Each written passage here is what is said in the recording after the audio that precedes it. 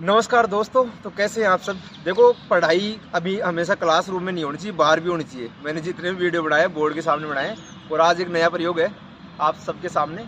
और आज मैं जिस टॉपिक की बात कर रहा हूँ उस टॉपिक का नाम है दल बदल कानून। ऐसा कानून जिससे दल बदल होता है, दल बदल को रोकने के लिए। मतलब क्या है इसका? मतलब ये है कि हमारे देश में जो राजनीतिक दल होते हैं, अब राजनीतिक दल क्या होते हैं? राजनीतिक दल का मतलब ये होता है कि एक ही, जो इसकी परिभाषा है वो ये कहती है कि एक ही विचारधारा के लोग जो अपना एक समूह बनाते हैं, संगठन बनाते हैं, और उनका उद्देश्य होता है सत्ता प्राप्त करना। इसी को कहते हैं राजनीतिक दल। जैसे आपने देखा होगा कि ये तो यहाँ तो यहाँ तो इधर इधर देखो क्लासरूम से बाहर पढ़ाने का ये नुकसान है। तो ये क्या है कि मैं बात कर रहा था राजनीतिक दल के बारे में। जैसे हमारे राजनीतिक दल क्या, जैसे राजनीतिक दल दो प्रकार के होते हैं। एक तो राष्ट्रीय दल और एक क्षेत्रीय दल। राष्ट्रीय राजनीतिक दल आपको पता है कि अभी प्रेजेंट में 9 राष्ट्रीय राजनीतिक दल हैं। और हमारे जो सबसे बड़ा दल है हमारे पास, आपको पता है कि जिसकी केंद्र में सरकार है, बीजेपी है, कांग्रेस है, आम आदमी पार्टी है, बहुजन समाज पार्टी है, तृणमूल कांग्रेस है, ठीक है, शिवसेना है जो क्षेत्रीय पार्टी है। तो इस प्रकार से खूब सारे हमारे राजनीतिक दल हैं। करीबन 1768 राजनीतिक दल हमारे जो निर्वाचन आयोग की वेबसाइट के ऊपर दर्ज है। आप विजिट कर सकते हैं निर्वाचन आयोग की वेबसाइट पर जाकर। आज का जो मुद्दा है वो मैं ये बताना चाहता हूँ कि राजनीतिक दल का मतलब ये होता है, जो हमने बात की थी एंटी डिफेक्शन लॉ, दल बदल कानून क्या है। एक बार क्या हुआ कि 1978 की बात है, हमारे यहाँ एक हरियाणा में विधायक हुए हैं जिनका नाम था गयाराम। वो गयाराम साहब की जो पार्टी थी उसकी पार्टी का नाम था यूनाइटेड फ्रंट, ठीक है।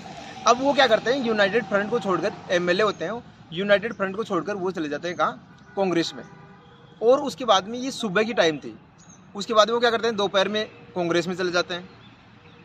उसके बाद में शाम को वापस यूनाइटेड फ्रंट में आते हैं। कहने का मतलब ये कि एक ही दिन में उन्होंने 3 बार पार्टी चेंज कर दी।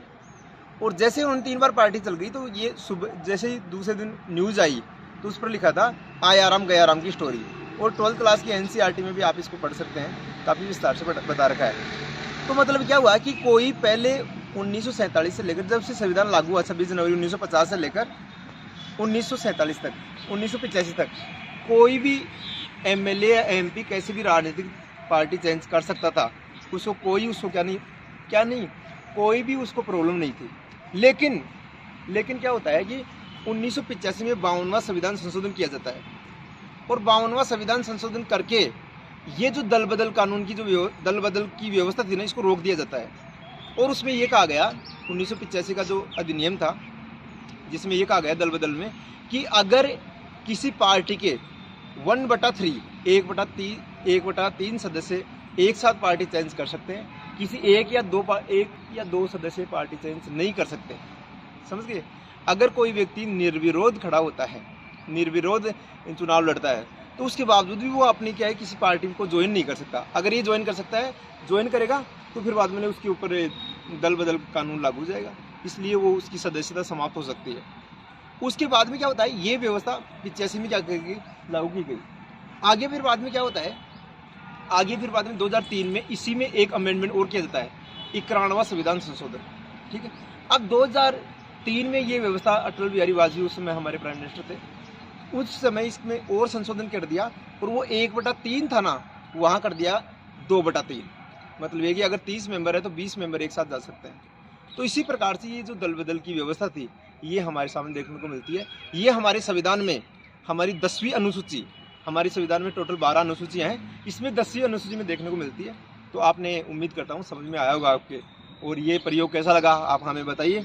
और ये यूनिवर्सिटी का कैंपस है जिसके तहत हम हम क्या कर रहे हैं, वीडियो बना रहे हैं। और ये हमारे साथी प्रमोद है जिसने ये नया फॉर्मूला दिया है, इसके लिए आभार। नमस्कार।